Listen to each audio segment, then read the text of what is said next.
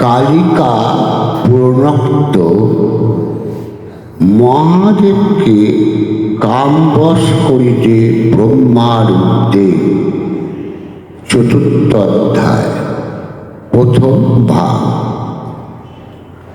মার্কণ্ড বলিলেন, ইতিপূর্বে বিধাতা মহাদেবের বাক্যে অবমানিত হইয়া যখন অন্তর্হিত হন, তদবধি চিন্তা করিতে লাগিলেন। রমণীতে অভিলাষ মাত্র দেখিয়া মহাদেব আমাকে নিন্দা করিলেন। তিনি নিজে মুনিগণের সম্মুখে দ্বার পরিগ্রহণ করিবেন কিরূপে?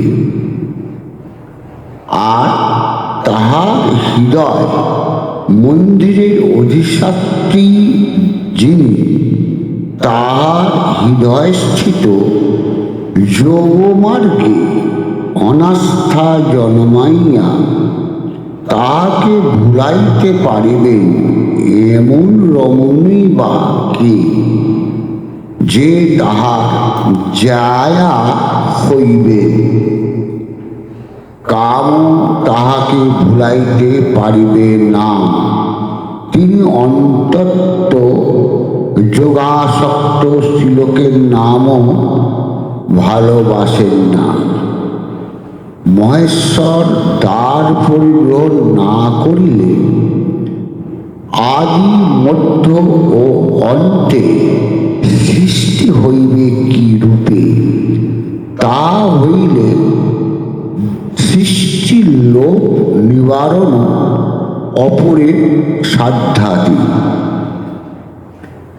কোন কোন মহাবীর ভূতলে জন্মিবে, তাহাদের কাহারা উপায়ত আমার বদ্ধ, কাহারা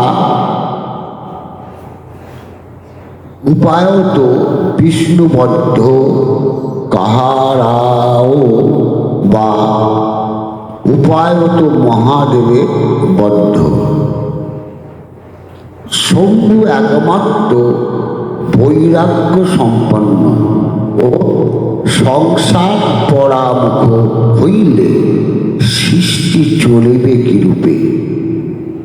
ইনি ভিন্ন অপরের ইহার কর্ম করিতে পারিবে না, ইহা নিশ্চয়।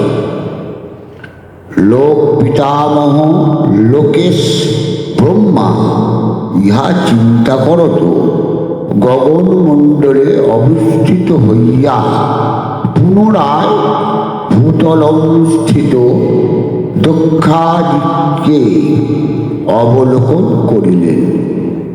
তিনি মদনকে রতি সহচর ও আনন্দযুক্ত দেখিয়া পুনর্বার তথায় গমনপূর্বক পুষ্পস্বরকে সান্ত্বনা করত বলিলেন, হে মনোভাবভ, এই রমণীকে সহচারিণী পাইয়া তোমার শোভা হইয়াছে, আর এই রমণীও তোমাকে পতিরূপে পাইয়া যোগ্য সমাগম উপযুক্ত অত্যন্ত শোভা পাইয়াছে। যেমন লক্ষ্মী যোগে নারায়ণ ও নারায়ণ যোগে লক্ষ্মী, যেমন শশী যোগে নিশা ও নিশা যোগে শশী, এইরূপ তোমরাও উভয় পরস্পরের শোভিত এবং উৎকৃষ্ট দাম্পত্যভাবে অনুপ্রাণিত। অতএব তুমি জগতের কেতু শ্রেষ্ঠ, এই জন্য তুমি বিশ্বকেতু নামে বিখ্যাত হইবে। হে বৎস, তুমি জগতে হিতার্থে মহাদেবকে ভুলাইয়াও তিনি যেন প্রীত মনে দ্বার পরিগ্রহণ করেন। নির্জন স্নিগ্ধ প্রদেশেই হোক, পর্বতেই হোক আর নদীতেই হোক, ঈশ্বর যেখানে যেখানে যাইবেন তুমি এই রতিদেবীর সহিত তথায় তথায় গিয়া সেই বনিতা পরা মুখ সংযত চিত্ত হরকে ভুলাইবে।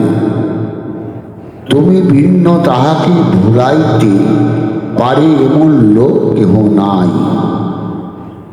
হে মনোভব, মহাদেবের রমণী অনুরাগ সঞ্চার হইলে তোমরাও সাবমোচন হইবে।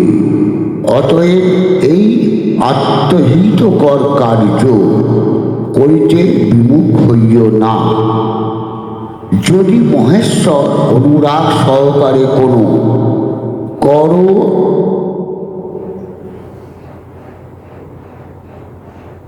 হরু রমণীর প্রতি স্পৃহা করেন, তাহা হইলে তখন তিনি তৎকালীনভাবে উপযোগী বলিয়া তোমাকে সম্মানিত করিবেন। অতএব তুমি জগতের হিতার্থে মহাদেবকে ভুলাইতে যত্ন করো, আর তাকে ভুলাইয়া তুমি বিশ্বকেতু হও। মাকণ্ড বলিলেন, মনমতো পরাত্মাত্মা ব্রহ্মার এই কথা শুনিয়া জগতে হিত জন যথার্থ কথা তাকে বলিতে লাগিলেন। প্রভু, আমি আপনার বচনানুসারে মহাদেবকে ভুলাইব, কিন্তু আমার প্রধান অষ্টরমণী আপনি নির্জনে সৃজন করুন।